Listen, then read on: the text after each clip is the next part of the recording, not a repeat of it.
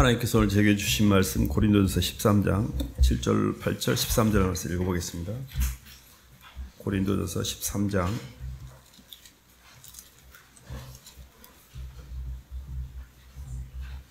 7절, 8절 읽고 13절 따로 읽겠습니다. 7절 말씀입니다. 모든 것을 참으며 시작. 모든 것을 참으며 모든 것을 믿으며 모든 것을 바라며 모든 것을 견디느니라. 사랑은 언제까지나 떨어지지 아니하고 애원도 패하고 방언도 그치고 지식도 패하리라. 13. 그런즉 믿음, 소망, 사랑 이 세 가지는 항상 있을 것인데 그 중에 제일은 사랑이라. 아멘. 박수로 하나님께 영광 돌리겠습니다. 사랑으로 완성된 인생이라는 말씀 제목입니다. 오늘 고린도전서 13장 13절에 보면 믿음과 소망, 사랑 이 세 가지는 항상 있을 것인데 그 중에 제일은 사랑이라고 이렇게 표현하고 있는데요. 우리의 인생을 이렇게 정의하는 세 단어로 꼽아보면 믿음, 소망, 사랑이 아닐까 싶습니다. 오늘은 믿음이 뭐고 소망이 뭐며 또 그를 가능케 하는 사랑의 원리가 어떻게 해서 우리 신앙의 여정 가운데 진행되는지를 조금 함께 나누길 원합니다. 사람이 일생 살아가는 길은 크게 보면 두 가지 길이 있습니다. 하나는 차원을 높여서 위로 올라가는 길이 있고 그냥 현 상황을 유지하면서 옆으로 가는 길이 있습니다. 위로 올라가는 길이라고 하는 것은 사람은 영적인 존재이기 때문에 물질계와 인간계에서 이제 영계를 향해서 올라가는 것은 차원적으로 올라가는 길이라고 하고요. 그냥 짐승과 사람의 상태에서 현재 있는 문제를 풀기 위해서 계속 문제 속에서 문제를 풀고 움직이고 이렇게 하는 것은 옆으로 가는 길이라고 합니다. 위로 올라가는 길은 굉장히 좁은 문입니다. 길이 협착하여 찾는 이가 없고 위로 올라가는 사람들은 굉장히 소수입니다. 옆으로 가는 길은 많은 사람들이 옆으로 가게 됩니다. 근데 옆으로 가는 길을 잘 가면 좋을 텐데 옆으로 가는 길은 항상 계속 가다 보면 막히게 돼 있습니다. 사람은 항상 관성에 의해서 특별한 자극이 없는 한 똑같은 행위를 반복하고 싶어 해요. 자기의 익숙한 것을 반복하고 싶어 합니다. 그래서 자극이 없을 때는 그냥 본능적으로 옆으로 계속 가게 돼 있어요. 그래서 옆으로 가는 길이라는 것 자체가 우리가 말하는 소위 말하는 선악과 인생입니다. 시간과 공간 안에서 시간과 공간에 묶인 상태에서 그 시간과 공간에 묶인 답답함을 해결하기 위해서 더 시간을 확장하고 공간을 확장해서 내 운동력을 투입해서 문제를 해결하려는 애씀이거든요. 근데 차원적으로 위로 올라가는 길은 영이 새롭게 되는 길이거든요. 이거는 영적 공급자와의 새로운 만남이고 내 힘으로 가는 게 아니라 새로운 운동력을 입고 가는 차원이 다른 길입니다. 그걸 성경에서는 믿음이라고 부릅니다. 믿음은 위로 올라가는 길을 말해요. 그러니까 믿음이라고 하는 것은 대상이 있습니다. 기독신앙 안에서 유일하게 우리는 믿음의 대상이 있지만 불교 믿음의 대상이 있는 거 아닙니다. 그리고 이슬람도 믿음의 대상이 있는 게 아니에요. 다 내가 하나님이 되는 거예요. 가보면 부처도 내가 열심히 돌을 닦으면 내가 부처가 되잖아요. 내가 나를 믿는 거고요. 이슬람도 브라우만과 아트만이 하나다라는 게 버마 이려 사상이거든요. 내가 내 안에 있는 신적인 존재를 일깨우면 내가 신이 되는 거예요. 믿음의 대상이 없어요. 근데 기독신앙만 유일하게 천재 창조주이시고 우리를 사랑하신 삼일체 하나님을 믿는 대상이 있는 거거든요. 그래서 믿음은 차원이 위로 올라가는 길이에요. 이게 그냥 일반 종교와는 굉장히 다른 차원입니다. 그래서 길에 우리가 보기에는 길이 똑같은 것처럼 보이나 이게 좀 다른 길이거든요. 잠언 한 말씀만 봐볼까요? 잠언 14장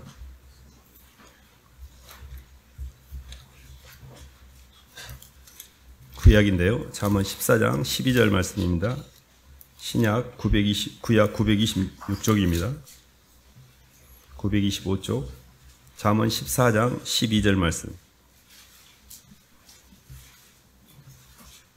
925쪽입니다. 구약 잠언 14장 12절 어떤 길은 한번 읽어보겠습니다. 시작. 어떤 길은 사람의 보기에 바르나 필경은 사망의 길이니라. 아멘. 이렇게 옆으로 향하는 길과 위로 차원적으로 올라가는 길이 굉장히 다른데 위로 올라간다는 게 무슨 말인고 하니 위로 올라간다는 것은 새로운 영적 존재와의 만남을 의미한다고 그랬잖아요. 그게 바로 예수님과의 만남입니다. 우리 안에는 하나님께서 우리에게 밖의 세계, 물질계를 만날 수 있는 보이는 세계를 상대하는 내 몸과 보이지 않는 세계를 상대할 수 있는 내 마음, 이 안과 밖이라는 두 개의 생명을 주셨어요. 짐승은 안개, 겉개 뭐 이런 게 없어요. 속개 이런 게 없습니다. 사람은 겉사람과 속사람이 있습니다. 근데 우리는 지금 겉사람만 살고 있는 겉사람만. 사람이 자기가 볼 때 선악과를 따먹고 자기가 좋을 때 좋은 대로 계속 선택을 하는데 그게 사람의 생각에는 분명히 바른 길을 선택했는데 가보면은 막히는 길이 나와요. 열심히 살고 열심히 일했는데 어느 순간에 동력이 차단돼서 더 이상 움직이지 못하고 사람들에게 열심히 한다고 했는데 상처 때문에 사람들이 두렵고 사람 만나는 게 겁나고 사람을 회피하게 되고 뭔가가 내가 이렇게 움직이고는 있는데 길을 가고는 있는데 그 길이 어느 순간에 막다른 길에 도달했다는 생각이 들고 내가 뭘 잘못해서 여기까지 왔지? 이런 생각이 들 때가 있습니다. 근데 위로 올라가는 길은 들어갈 때는 좁은데 점점 넓어지고 점점 편안해집니다. 이게 어떤 개념이냐면 사람이 같은 차원에서는 문제가 해결되지 않습니다. 차원이 바뀔 때 그 문제가 해결이 돼요. 예를 들어보면 이런 겁니다. 나무가 번개를 맞으면 부러집니다. 나무는 환경의 지배를 받고 있기 때문에 못 움직이니까. 얘는 수직운동밖에 못하니까. 근데 동물은 좌우운동을 하잖아요. 번개 치면 굴로 피해버립니다. 번개를 안 맞잖아요. 이게 좌우운동을 한 놈을 수직운동 한 놈은 좌우운동 한 놈을 절대 이기지 못합니다. 이게 더 높은 차원으로 올라갔기 때문에 낮은 차원의 문제가 해결이 되는 거잖아요. 우리는 선악이라고 하는 자의식 상태에 묶여 있어요. 그래서 모든 세상을 좋고 나쁨으로 보기 때문에 묶이는 겁니다. 근데 한 차원 더 올리면 사랑의 세계가 있어요. 위로 올라가는 길은 모든 것을 사랑으로 해석하는 길입니다. 원래 하나님 우주를 창조할 때 사랑으로 온 우주를 창조하셨어요. 그래서 모든 우주의 창조를 사랑으로 해석할 때는 내가 풀리지 않았던 내 문제가 풀리기 시작합니다. 선악으로 보면 왜 나한테는 이런 일이 일어나지? 하나님은 사랑이라는데 왜 나한테 맨날 이런 일이 일어나는 거야? 저는 이런 질문을 하나님께 많이 했던 것 같아요. 원망도 많이 했고.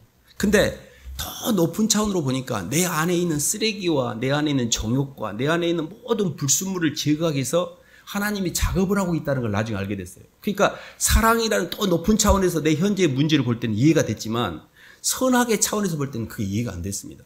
그래서 위로 올라가는 길이라는 게 올라갈수록 문제가 해결이 되고 자유로워지고 평안해지고 꼴이 좋아져요. 근데 옆으로 가는 길은 갈 때는 쉬워요. 편안하고. 짐승들이 왜 옆으로 간 줄 아십니까? 머리가 왜 옆으로인 줄 아세요? 옆에가 필요가 있으니까 짐승들은. 근데 우리는 사람은 머리가 위에 있잖아요. 우리의 필요가 위에 있기 때문에 그러는 거예요.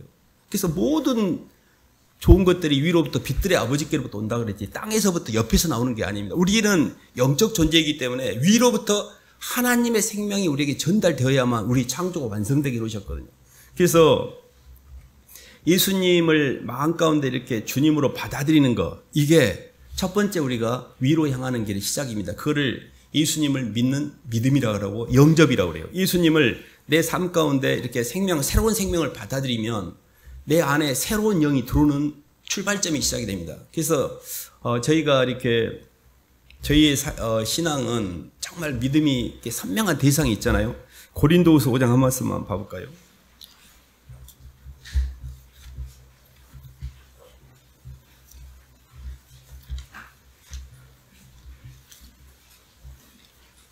(5장) 17절 말씀 한번 보겠습니다. 17절부터 19절까지 한번 읽어보겠습니다. 그런즉 누구든지 고린도서 5장 17절로 19절 신약 291쪽입니다. 그런즉 시작. 그런즉 누구든지 그리스도 안에 있으면 새로운 피조물이라. 이전 것은 지나갔으니 보라 새 것이 되었도다. 모든 것이 하나님께로서 났으며 그가 그리스도로 말미암아 우리를 자기와 화목하게 하시고 또 우리에게 화목하게 하는 직분을 주셨으니 곧 하나님께서 그리스도 안에 계시사 세상을 자기와 화목하게 하시며 그들의 죄를 그들에게 돌리지 아니하시고 화목하게 하는 말씀을 우리에게 부탁하셨느니라. 아멘. 그리스도 안에 있으면 새로운 피조물이라고 그랬는데요. 예수님의 안에 있다는 게 뭐냐면 사람은 두 번 죽고 두 번 태어납니다. 그러니까 첫 번째 태어나는 것은 뭐냐면 엄마에게 모태에서 태어나는 거예요. 두 번째 태어나는 것은 영적으로 태어나는 것이고 하늘에서 태어나는 것입니다. 땅에서 태어났는데 육신은 가졌지만 하늘에서 태어난 그리스도 예수 안에 있는 내 존재는 아직 발견되지 않은 겁니다. 그래서 중생이라는 게 뭐냐면 우리를 구원하시되 우리의 행한 바 의로운 행위로 말미암지 않고 중생의 시승과 성령의 새롭게 하심이라고 했잖아요. 성령이 우리 안에 들어오므로 예수 그리스도 안에서 하나님의 백성으로서의 새로운 내 존재가 발견돼요.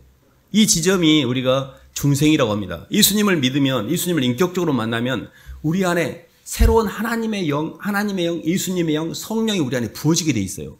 이 성령이 들어올 때 내 마음이 새롭게 되는 거예요.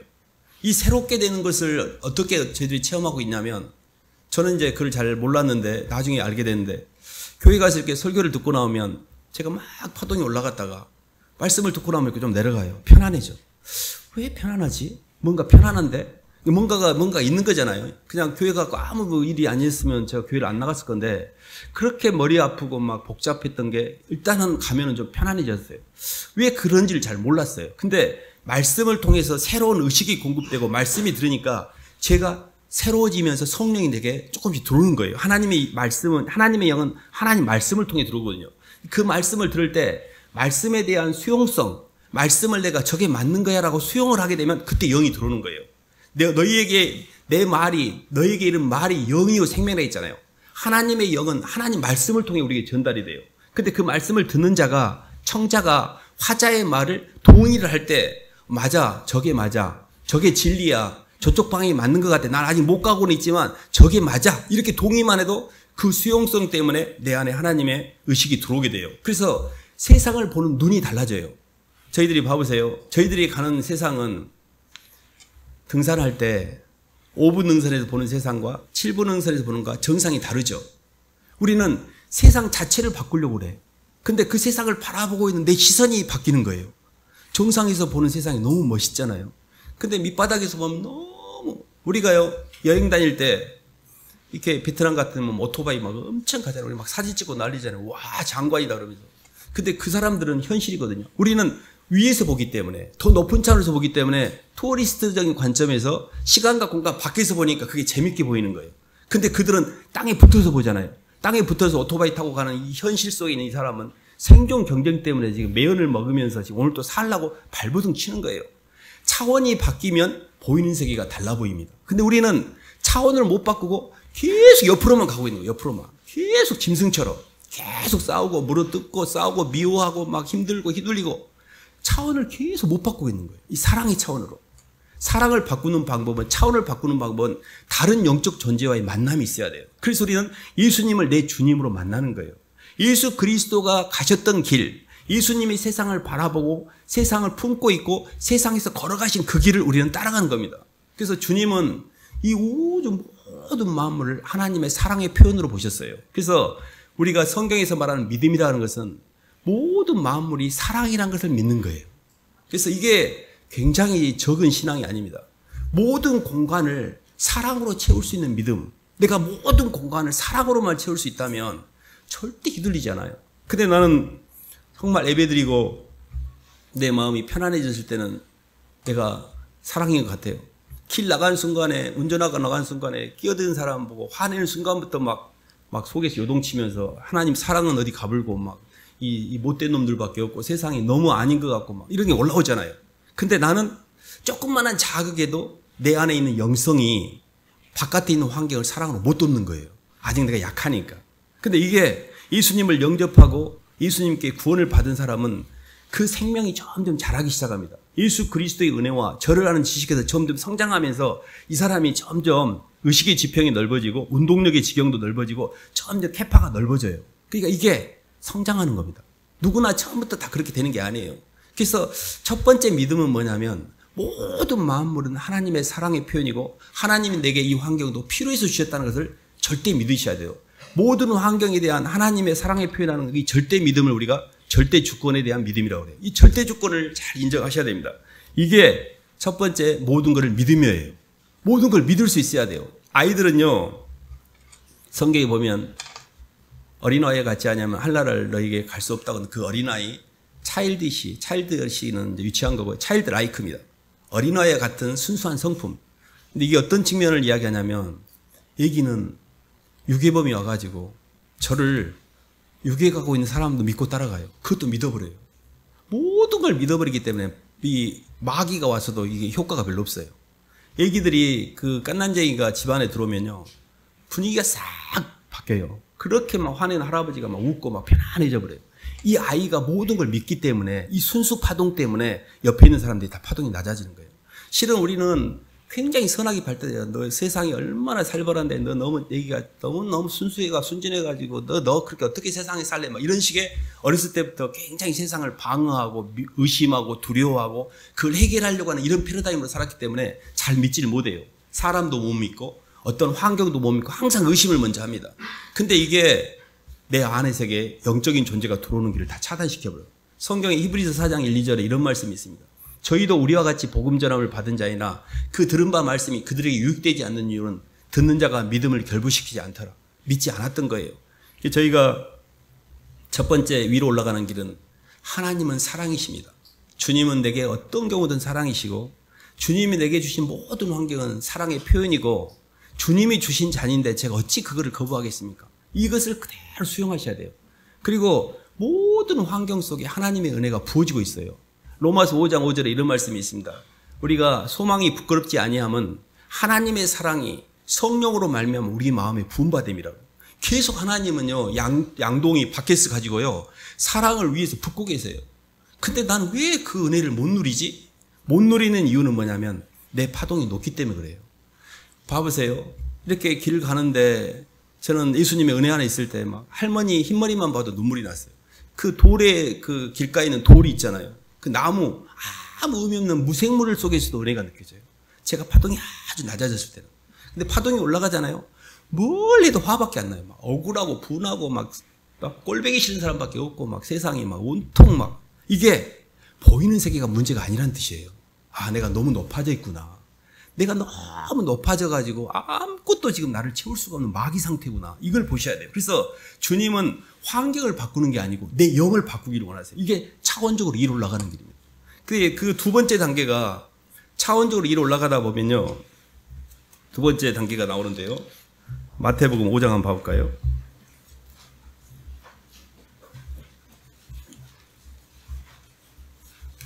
(48절) 한번 읽어보겠습니다.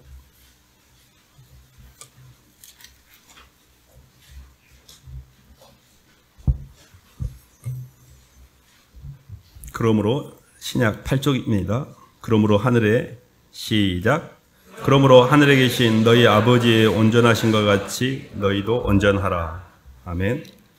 성경에서 온전하심이라는 개념이 뭘까? 그거는 이제 온전치 않다는 것은 뭐냐면 변한다는 뜻입니다. 변하고 없어진다는 뜻이에요. 변하거나 없어지는 것은 온전한 게 아닙니다. 온전하다는 그 온전성의 의미는 시간적으로 영원하고 공간적으로 충만한 변하지 않고 영원한 걸 온전하다고 그래요. 근데 우리는 사람은 다 흙이고 변하고 있잖아요. 이 변하고 있는 이 몸뚱이인 우리가 어떻게 온전하지 않을 수 있지? 그 온전치 않다는 게 몸뚱이는 흙으로 돌아가고 시간과 공간의 제약을 받지만 하나님의 사랑인 성령이 내 안에 들어오면 이 성령으로 말미암아 시간과 공간을 극복하는 걸 온전함이라고 그래요. 어떻게 이게 극복이 되냐면요. 첫 번째가 올라가는 길이라면 두 번째는 밖에서 안으로 들어가는 길이에요. 밖에서 안으로 들어가는 길은 길이 좀 달라요. 사람들은 모두게 밖으로 향하고 있어요. 짐승은 좌우 운동을 하고 식물은 수직 운동을 하는데 사람만 유일하게 밖에서 안으로 들어가는 운동을 할 수가 있어요. 이게 굉장히 어려운 길입니다. 이게 좁은 문이에요. 왜냐하면 밖에가 다 좋은 게 있잖아요. 시간과 공간에 밖에가 좋은 게 있는데 무릎 꿇고 앉아서 기도를 통해서 안으로 들어가는 길은 너무 어둡고 너무 지루하고 그 공허와 어두움과 그 내 안에 있는 바깥에 나가면 너무 좋은 게 많은데 그거를 견뎌야 되는 시간이 있어요. 그러니까 이게 영적으로 보면 안으로 들어간다는 개념을 잘 이해하셨는데 안으로 들어간다는 것 자체가 만남의 단계, 만남입니다. 깊은 만남인데 사람은 이렇게 하나님이 창조하셨어요. 나를 극복하려고 하면 너가 있어야 돼요. 내가 너를 만나서 너와 만남을 통해 사랑을 할 때만이 우리로 통해서 중화가 되게 놓으셨어요. 근데 바깥에서 움직이면 영원히 나로 있는 거예요. 그래서 온전하심이라는 게 뭐냐면 안으로 들어가면 시간이 해방이 됩니다.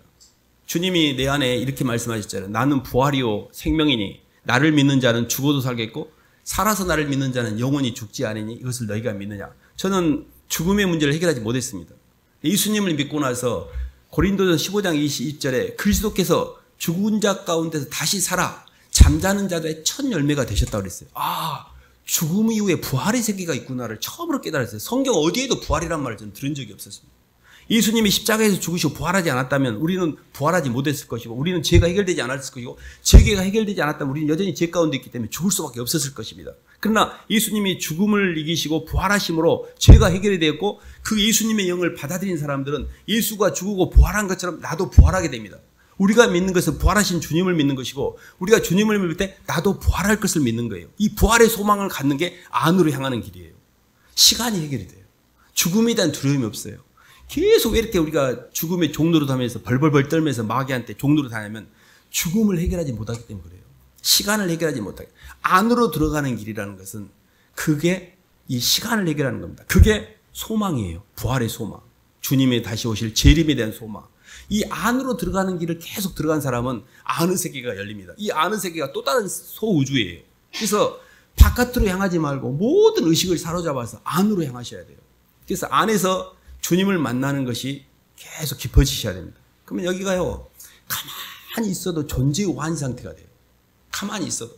근데요, 바깥에 나가서 막 움직이잖아요. 그것은 바깥에서 움직이는 그 움직임을 통해 약간의 의식을 만들어서 나를 채우는 거예요. 근데 가만히 있으면 의식이 안 들어오잖아요.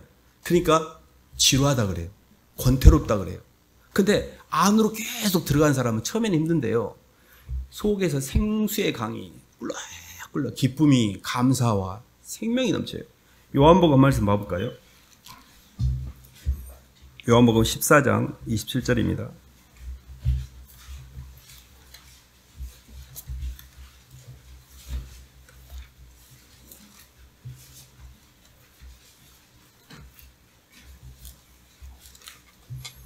(27절) 말씀입니다.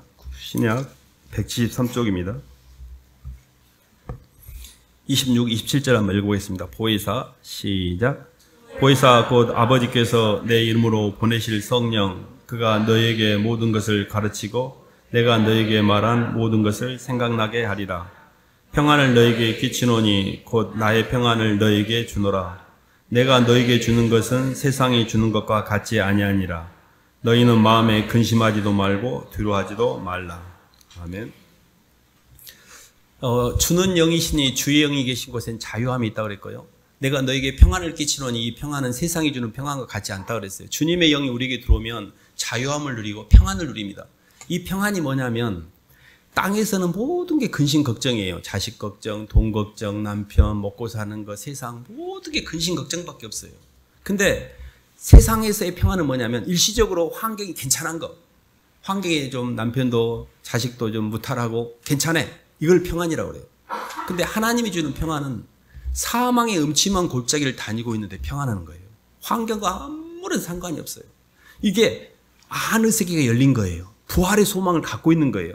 왜 우리가 이렇게 두려워하고 걱정하고 근심하냐면 죽음에 대한 두려움 때문에 그래요. 소멸에 대한 두려움 때문에, 판단에 대한 두려움 때문에. 이거는 하나님의 속생명을 아직 못 가졌기 때문에 불안한 거예요, 내가. 그러니까 두려움을 갖는 거고 근심을 하는 거고 걱정하는 겁니다. 근데 생명의 근원이 되신 주님이 내 안에 들어오셨잖아요. 제가 정말 더 믿기 어려운 것이 어떤 거냐면 이 씨앗 조그만 하나 한 게 땅에 떨어지면 거기서 나무가 나와 겨자씨가 나와가지고 새가 깃드는데 생명의 근원 되신 예수님의 씨앗이 내게 들어왔는데 아무것도 일어나지 않는다는 것을 그걸 믿기가 더 어려웠어요.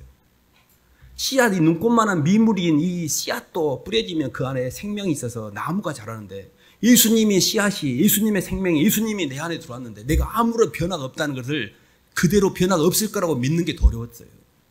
어마어마한 변화가 일어납니다. 예수님 자체가 내 안에 영접을 하고 주님의 씨앗과 생명이 들어왔으면 아무것도 안 일어나는 게 더 어렵다니까요. 이거를 잘 믿으셔야 돼요. 안으로 들어가는 길은 하늘에 대한 소망이 깊어지는 길이에요. 부활의 소망과 재림에 대한 주님에 대한 그리움이 깊어져요. 계속 기도하고 안으로 들어가는 길은 기도입니다. 위로 올라가는 길은 말씀이라고 하면 안으로 들어가는 길은 기도예요. 안으로 들어가는 길은 굉장히 주님과 독대를 해야 돼요. 봐보세요. 성전 뜰에 있고 성소가 있고 지성소가 있습니다. 갈수록 어두워져요. 성전 뜰에서 신앙생활하는 사람들이 많습니다. 와서 이렇게 말씀도 듣고 종교행위도 하고 근데 아직 깊이는 못 들어가고 있는 거죠. 성전 뜰에서 이렇게 일단 어쨌든 하나님 백성의 울타리에 들어오긴 했어요. 근데 구원으로 말하면 불 가운데서는 얻는 부끄러운 구원의 상태입니다. 근데 조금 더 깊이 들어간 사람이 있어요. 그게 성소로 들어가는 겁니다. 거기는 촛불만 있어요. 금초대만 있으니까. 촛불은 좀 덜 밝잖아요. 거기에는 자아가 약간 있긴 하나 하나님 말씀의 원리도 알고 영적으로 임재도 되고 있는 상태예요. 근데 아직 조금 더 필요한. 근데 지성소는요, 완전히 자아가 죽은 상태로만 들어갈 수 있어요. 1년에 한 번씩 대제사장이 속죄일에 들어갈 때 발목에다가 방울을 달고 들어갑니다. 대제사장이 죄를 가지고 들어가면 바로 즉사하게 돼 있어요.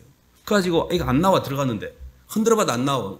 그러면 종을 흔들어봐도 가만히 있으면 끄집어내요. 죽어서 나옵니다.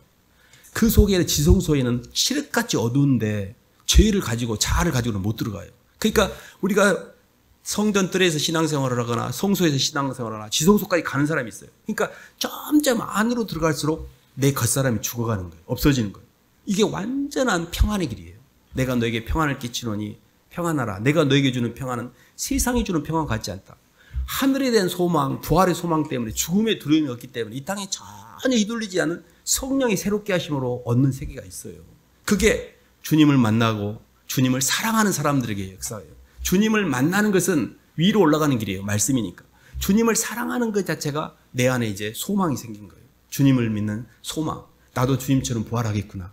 그 부활의 주심을 바라보기 때문에 세상 휘둘리지 않는 거죠. 그래서 사랑으로 완성된 인생이라는 게 우리가 주님을 만나고 주님을 사랑하고 주님을 위해서 일생을 헌신하며 가는 게 실은 사랑으로 완성된 인생입니다. 근데 주님을 만나는 걸 믿음이라고 그러면 주님을 깊이 사랑하여 내 주님을 향한 소망이 생기고 그 주님 때문에 내가 이제 마지막 단계의 그 길을 가는 게 십자가의 길이에요. 마지막 단계는 십자가의 길입니다. 한 가지만 한 말씀 더 봐볼까요?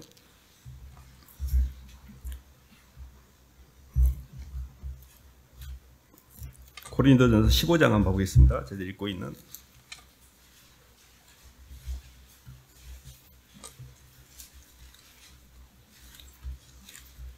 58절 한번 읽어보겠습니다.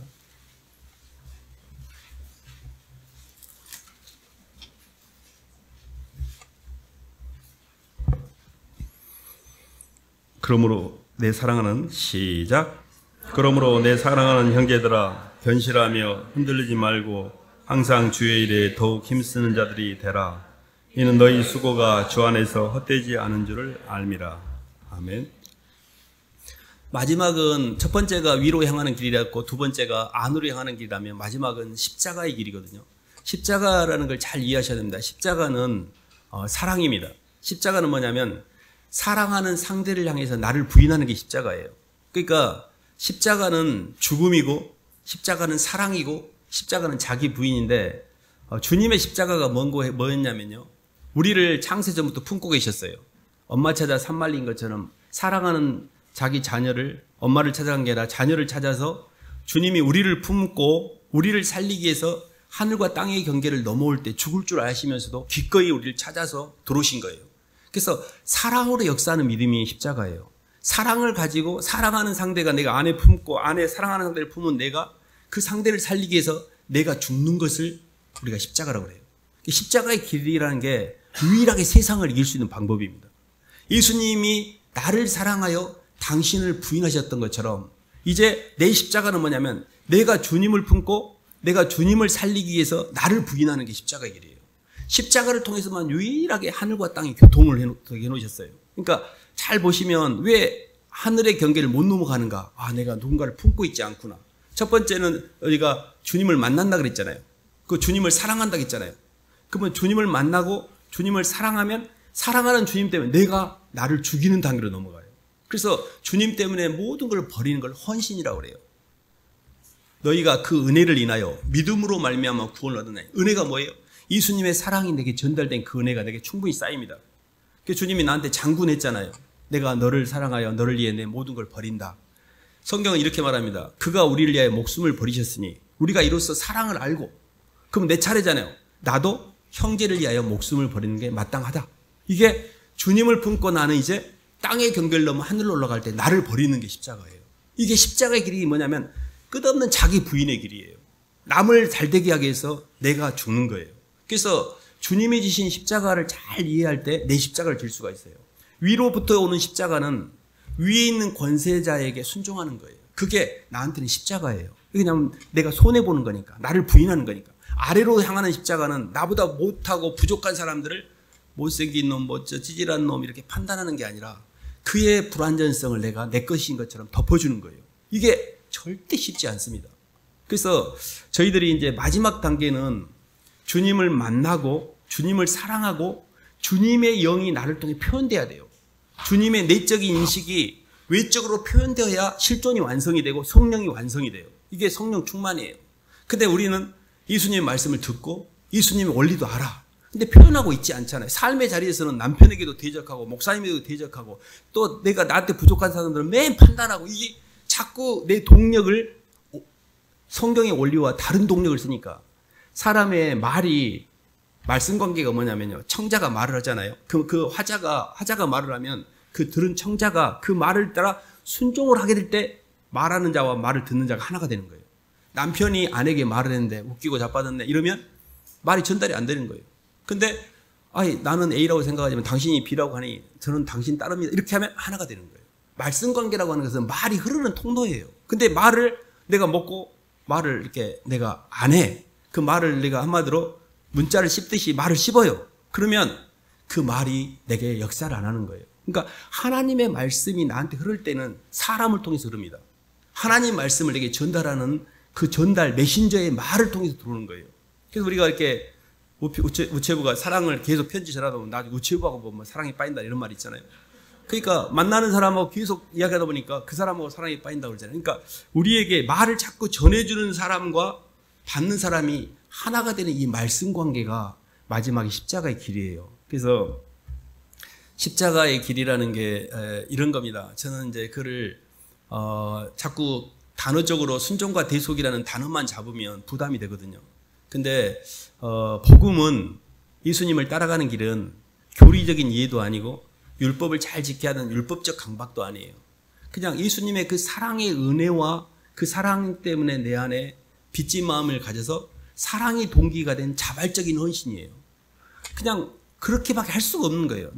너무 죄송해서 이자라도 갚는 마음으로 주님 제가 뭐라도 해야 될 것 같아 해서 자발적으로 주님한테 나를 드리는 게 헌신이지, 순종도 대속도 사랑의 표현이지 그 단어만 잡아서 그걸 상대방에게 강요할 때는 더 이상 그건 사랑이 아니에요. 그러니까 나는 순종하고자 하는, 저는 예수님을 묵상하는데 예수님을 잘 봐보세요. 하늘아버지를 너무 사랑해서 그분을 높이기 위해서 낮아진 게 순종이에요.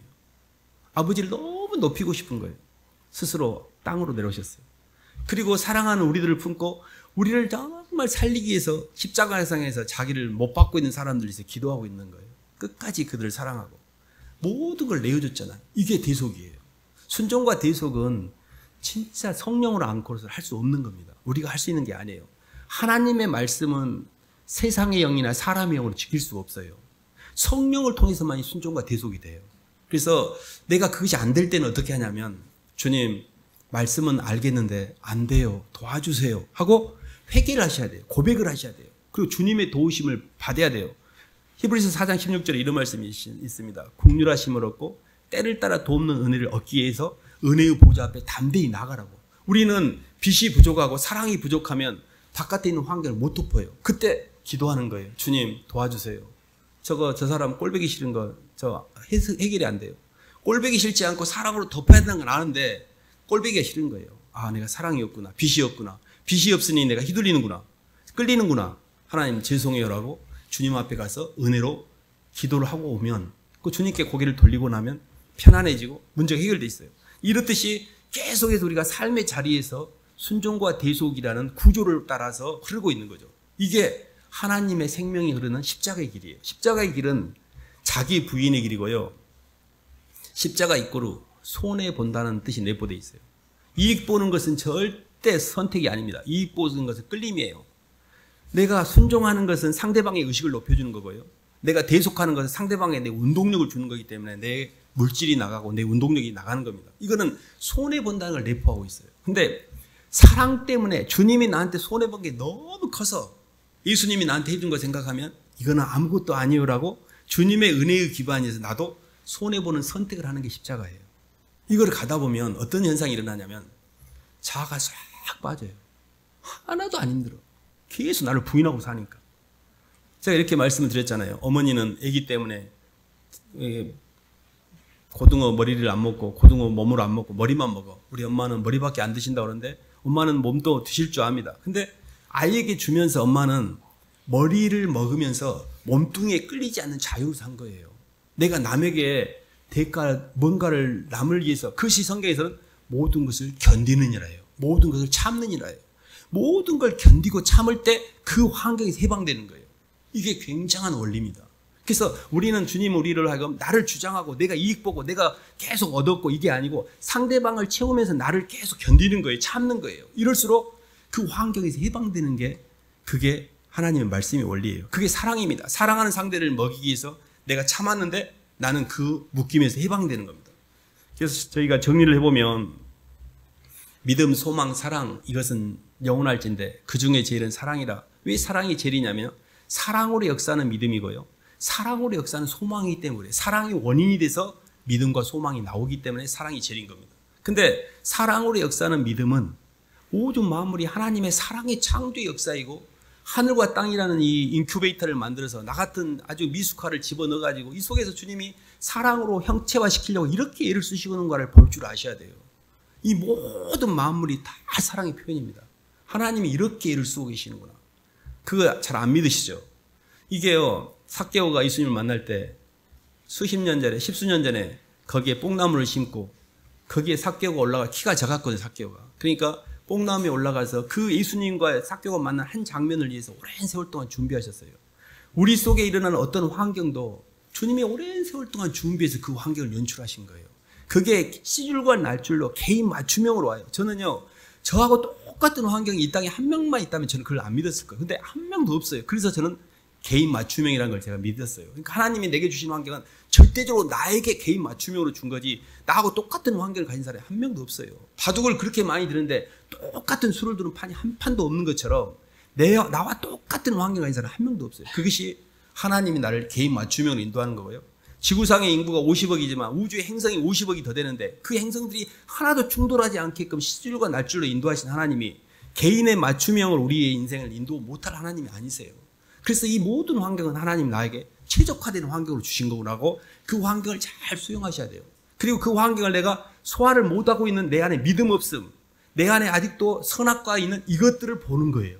그리고 그것들을 고백하면서 자꾸 나를 하나님 말씀에다가 비춰보는 거죠. 그러면서 아직도 내가 이게 안 빠졌구나. 아직도 내가 사람이 꼴보기 싫은 것이 사람을 내가 미워하는 사람의 영에 묶여있구나. 이런 걸 아는 거죠. 교회 안에서 이렇게 조금씩 가다 보면 그런 것들이 빠져나갑니다. 사람들이 괜찮고 편안해지고 이해가 되고. 그래서 믿음은 주님을 만나는 단계, 소망은 주님을 사랑하는 단계, 그리고 마지막 십자가로 가는 사랑의 단계는 주님 때문에 대가를 치르는 단계로 올라가요. 그때 모든 것들이 합력하여 선을 이루게 되고요. 주님의 창조가 점점 완성이 돼가고 있고, 우리가 이렇게 지금은 이렇게 굉장히 한 말씀 있는데 마지막으로 그 말씀 볼까요? 고린도 13장